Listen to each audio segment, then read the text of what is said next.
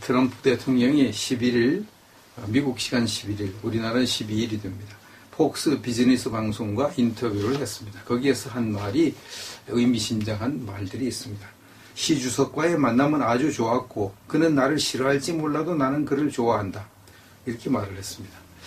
시진핑은 나를 싫어할지 몰라도 나는 그를 좋아한다고 했습니다. 이 말은 이제 내가 이제 북한 문제를, 북한 핵 미사일 문제를 무력으로 해결하려고 하니까 나를 당연히 싫어하겠죠. 시진핑으로서는.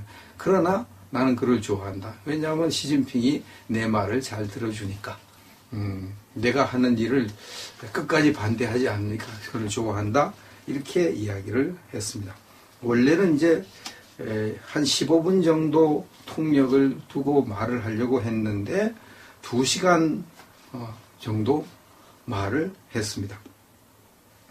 그리고 이제 그때 2시간 문제 때 주로 논의한 내용이 북한 문제다. 이렇게 이야기를 했습니다. 그래서 이제 미국은 북한의 핵 문제, 미사일 문제를 절대로 용납할 수 없기 때문에 중국이 우리 미국을 도와서 이 북한 핵 미사일 문제를 해결해야 된다. 이렇게 주장을 했다고 합니다.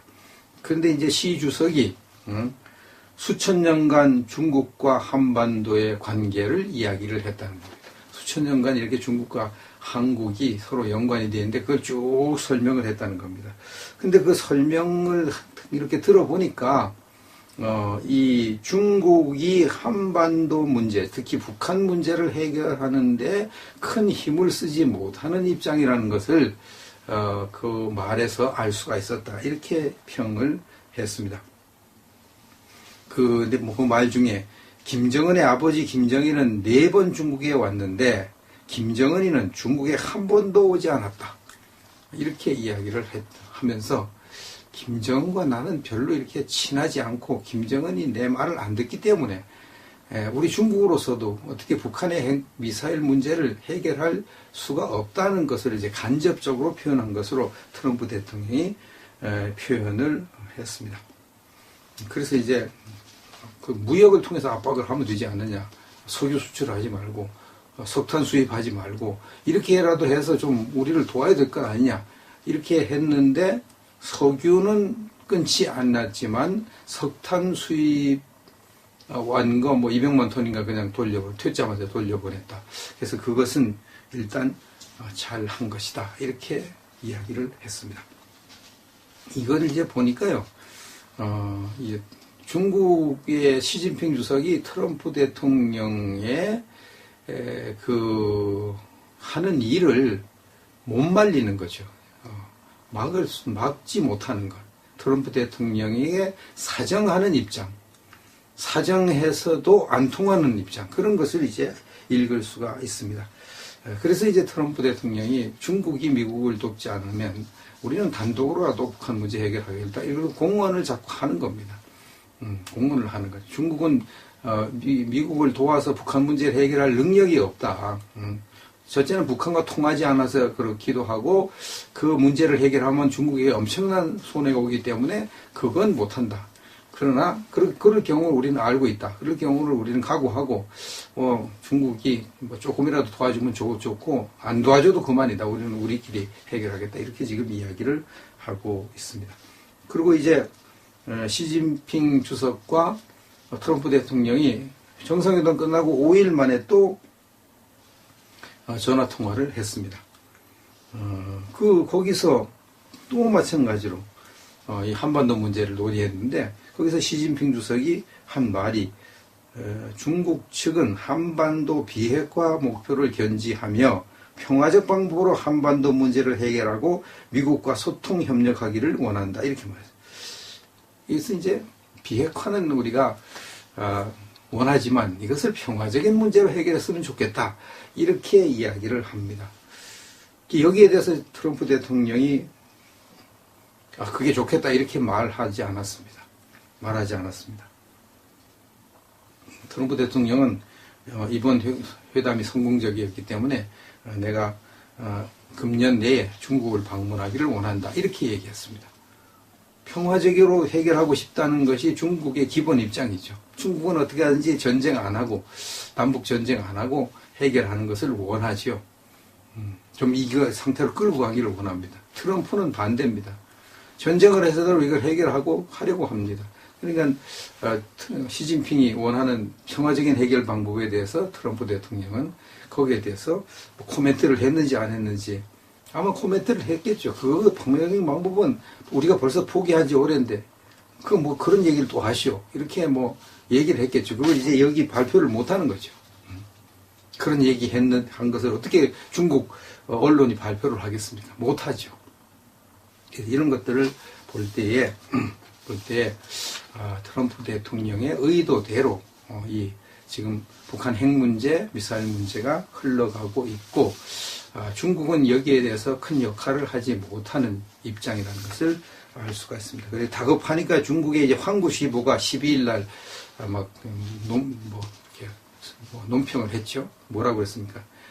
북한이 핵실험이라는 최저선, 레드라인이라고 미국은 표현하고 여기서는 최저선을 넘으면 중국은 북한의 원유 공급을 중단할 수도 있다. 이렇게 이야기를 하고 북한이 핵실험이나 장거리 미사일을 발사하면 이건 트럼프 행정부의 뺨을 때리는 격이기 때문에 중국도 가만히 보고 있을 수는 없다. 이렇게 이야기를 했습니다. 그러니까 지금 아주 다급하게 돌아가는 것을 이들도 알고 어떻게 하든지 이 위기만 모면하자는 생각으로 김정은에게 압력을 간접적으로 넣는 거죠. 제발 핵실험 당장 하지 말아라. 제발 미사일을 쏘지 말아라. 그 미사일로 쏘거나 핵실험하면 너희들은 끝장이고 우리도 입장 곤란해진다. 이렇게 지금 이야기를 하고 있습니다. 근데 북한이 핵미사일 발사하고 그 다음에 핵실험을 하고 이런 식으로 하면은 그 다음에는 이제 트럼프 대통령은 북한을 폭격하는 순서밖에 안 남았다고 보는 것입니다. 근데 이제 김정은이가 적어도 오늘 아무리 늦어도 내일은 뭔가 하나 해야 되는 게 정상이거든요. 김일성 생일이 15일이니까 적어도 어제 그저께쯤 뭘 하나 터뜨렸어야지 축제 분위기가 북한에 되는데 아직까지 못하고 있습니다. 오늘도 그냥 넘어간다. 내일 하기는 좀 더 어려울 것이고 그냥 김일성 생일을 아무것도 하지 않고 그냥 넘어간다. 이달 25일이 인민군 창건일인가 그렇다고 하는데 그때까지도 아무것도 안 한다. 그냥 핵실험도 안 하고 다 준비하고 있는데 핵실험 할 준비 다 끝났잖아요. 미사일 발사할 준비를 다 하는데 그걸 못하고 있다. 그럼 결국은 두 가지 이유 때문이죠. 하나는 트럼프에게 쫄은 거죠. 김정은이가. 완전히 쫄아버린 거죠. 기가 죽은 거죠. 또 하나는 이 위기만 우선 모면해보자. 지금 여기서 우리가 핵실험하고 미사일 발사하면 이제 미국이 우리를 때릴 수 있으니까 이게 좀 창피하지만 자존심 상하지만 우선 소나기는 피하고 보자. 그래가지고 하지 말자고 지금 하고 있는 것이죠. 그렇게 해서 좀 위기를 넘어가고 또 한미 독수리를 끝나고 또 미군 이제 자기 위치로 돌아가고 그러면 또 이제 그 다음에 또 핵실험하고 이런 식으로 이제 하겠다는 거 아니겠습니까? 트럼프 대통령이 과연 이번에 이런 김정은의 꼼수에 그냥 못 이기는 채 하고 넘어갈 것인가? 핵실험도 안 하고 넘어가고 미사일도 발사하지 않고 그냥 지나가면은 트럼프 대통령이 이렇게 지금 모든 전쟁 준비를 다 하고 있는 이때에 그래 그럼 내가 겁주니까 너희가 꼬리를 내렸으니까 난 돌아간다 이런 식으로 그냥 돌아갈 것인가? 그럴 가능성도 없지 않아 있죠. 그럴 가능성도. 전쟁이라는 것이 그렇게 말처럼 쉬운 것이 아니고 전쟁을 하면 미군도 피해를 입을 각오를 해야 되기 때문에 되도록이면 전쟁 안 하고 뭘 하려고 하는 거죠. 전쟁 안 하고. 그럼 일단 이제 칼빈슨 항모가 15일경에 내일 모레 도착을 하니까 그때 지나고 난 다음에는 북한에 아마 협박을 더 할 것 같고요. 한번 전쟁을 할 마음 같으면 이제 항복을 권유하겠죠. 항복을 권유하고 그 말 안 들으면 때리고 그게 아니면 그냥 이제 협박만 하고 끝나는 거 둘 중에 하나가 되는데 저는 이제 때리는 쪽으로 더 가능성이 높다고 생각을 합니다. 근데 어떤 분이 이제 그 SNS에 카톡에 이제 보낸 것을 보니까 고영태를 체포했다. 고영태를 갑자기 뭐 문을 뜯어가지고 들어가서 체포했다. 그리고 우병우 구속영장을 기각했다. 그리고 또 뭐 안철수가 이제 대통령 사면을 거론했다. 이런 것들을 이렇게 쭉 밀어서 생각해 볼 때, 이 종북 좌파들이 이제, 이게 모든 것이 불리하게 돌아가고 미국이 북한을 이제 때릴 가능성이 높아지니까, 이거 우리가 그냥 이렇게 하다가는 큰일 나겠다. 검찰도, 계속 이렇게 박 대통령을 막 몰아붙이고 이렇게 하다가는 안 되겠다. 이거 우리도 살아야 되겠다. 이런 생각이 들어서 고영태를 체포하도록 했고, 또 법원도 구속영장을 기각하고, 원래 구속영장을 발부해야 정상이거든요. 발부해야.